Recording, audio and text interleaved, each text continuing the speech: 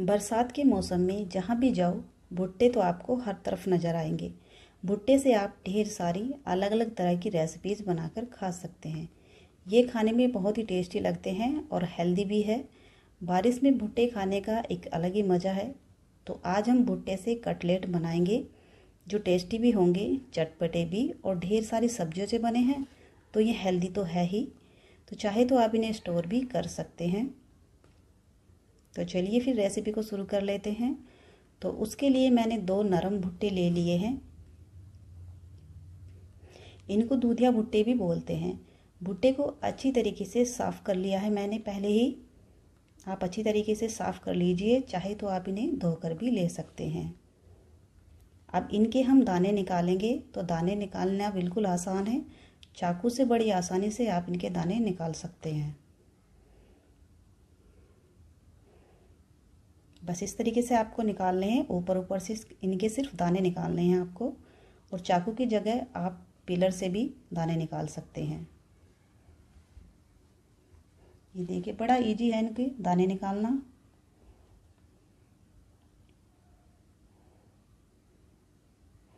तो बस ऊपर ऊपर से हम इनको इस तरीके से चाकू की हेल्प से निकाल लेंगे। और बहुत ही नरम भुट्टे हैं, एकदम दूधिया भुट्टे हैं ये।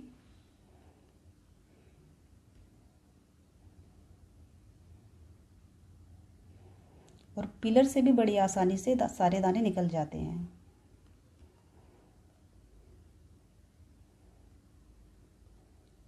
तो यहाँ पर दोनों भुट्टे के हमने दाने निकाल लिए हैं। अब हम इनमें कुछ सब्जियाँ ऐड करेंगे। सब्जियों में मैंने लिया है, एक गाजर को बारीक काट कर ले लिया है। ये लगभग 1 कप है। चाहे तो आप कद्दूकस करके भी ले सकते हैं गाजर को। साथ ही एक शिमला मिर्च को मैंने मीडियम काट कर ले लिया है। 1 चम्मच अदरक लहसुन को कद्दूकस कर लिया है। चाहे तो आप पेस्ट भी डाल सकते हैं। 2 से 3 हरी मिर्च, 1 मुट्ठी हरा धनिया डालेंगे। अब कुछ मसाले ऐड करेंगे। आधा छोटा चम्मच हल्दी पाउडर, आधा चम्मच लाल मिर्च पाउडर, ये कश्मीरी लाल मिर्च है जो ज़्यादा तीखी नहीं होती। 1 चम्मच धनिया पाउडर, आधा चम्मच भुने हुए जीरे का पाउडर। इसी के साथ में आधा चम्मच आमचूर पाउडर डालेंगे। 2 चुटकी हींग, 1 चौथाई चम्मच गरम मसाला डालेंगे। आधा चम्मच काला नमक और आधा चम्मच रेगुलर नमक डालेंगे। अब बाइंडिंग के लिए डालेंगे बेसन। तो फिलहाल मैं 4 चम्मच बेसन डाल रही हूँ, ज़रूरत लगे बाद में और डाल सकते हैं। तो यहाँ पर ये 4 चम्मच बेसन मैंने डाल दिया है। और इसी के साथ में 3 चम्मच चावल का आटा डालेंगे। चाहे तो आप सिर्फ बेसन भी डाल सकते हैं, चावल का आटा टोटली ऑप्शनल है इसमें।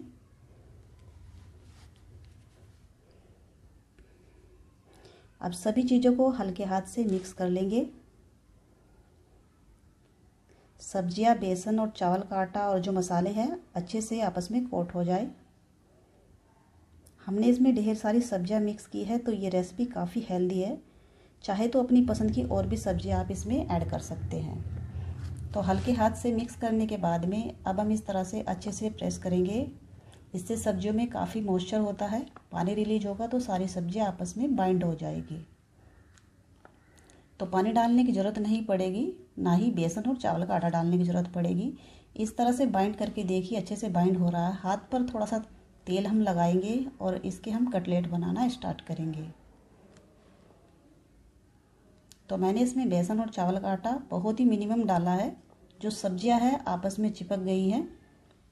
इससे सब्जियों का, मक्के का कटलेट में भरपूर फ्लेवर आएगा और इससे कटलेट देखने में भी सुंदर लगेंगे और खाने में भी टेस्टी लगेंगे।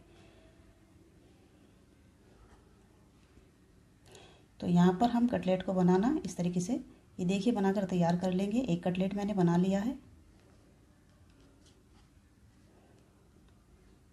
तो बस इनको हम प्लेट में रखते जाएंगे।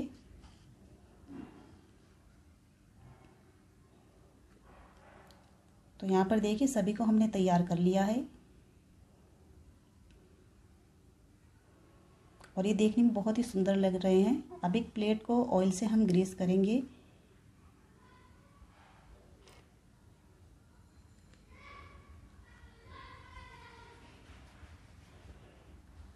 अब इस पर हम एक एक कटलेट को रखते जाएंगे। अब इन्हें हम स्टीम करेंगे।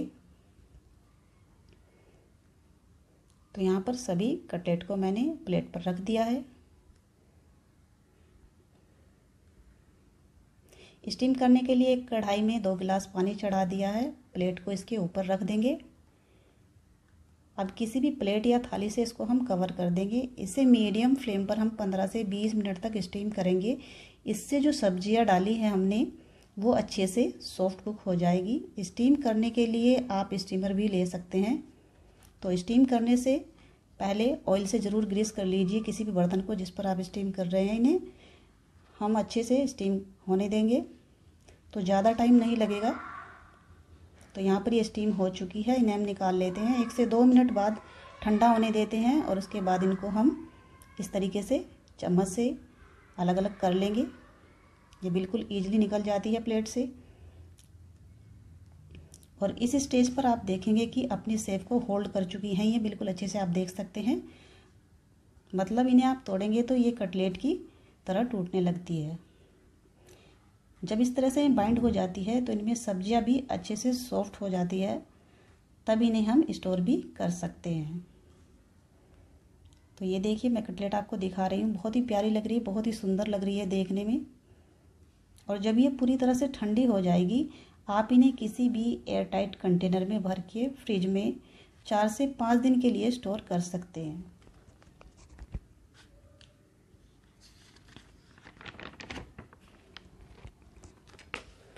तो जब भी आपको छोटी मोटी भूख लगे या फिर बारिश का मौसम हो, आप फटाफट से इन स्नैक्स को शैलो फ्राई करके फैमिली के साथ में बैठकर एंजॉय कर सकते हैं।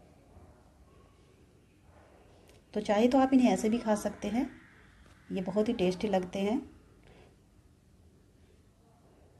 तो इनको हमने स्टीम किया है। अब हम इन्हें शैलो फ्राई करेंगे। इससे ये बहुत ही कम मात्रा में तेल को एब्जॉर्ब करेंगे क्योंकि ये ऑलरेडी पकी हुई है। बस एक टेक्सचर इनमें हमें लाना है। अगर एक्स्ट्रा कटलेट आपके पास में बच जाए तो जैसा कि मैंने कहा आप इन्हें स्टोर कर सकते हैं। अब पैन में 2 से 3 चम्मच तेल को हमने गर्म कर लिया है। मीडियम गर्म तेल में हम कटलेट को इस तरीके से रखते जाएंगे। तो एक बार में जितनी आ जाए उतनी ही रख लीजिए आप।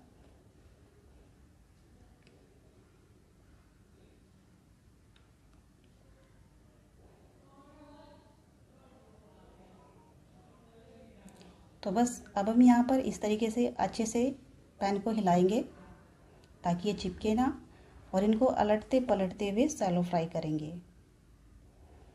चाहे तो आप इन्हें डीप फ्राई भी कर सकते हैं, लेकिन मैं बना रही हूँ हेल्दी तरीके से। इससे अच्छा टेस्ट भी मिलेगा और साथ ही ये हमारी हेल्थ के लिए भी कितनी फ़ायदेमंद होती है क्योंकि हमने ढेर सारी सब्जियों का इस्तेमाल किया है इनमें। साथ ही मक्के का जो इस्तेमाल किया है वो तो ऑलरेडी फ़ायदेमंद होता ही है सेहत के लिए। तो देखिए बहुत ही प्यारा कलर इनमें आया है। तो इस तरह से 3 से 4 मिनट में ये अच्छी क्रिस्पी हो जाएगी। अब इन्हें हम बाहर निकाल लेते हैं।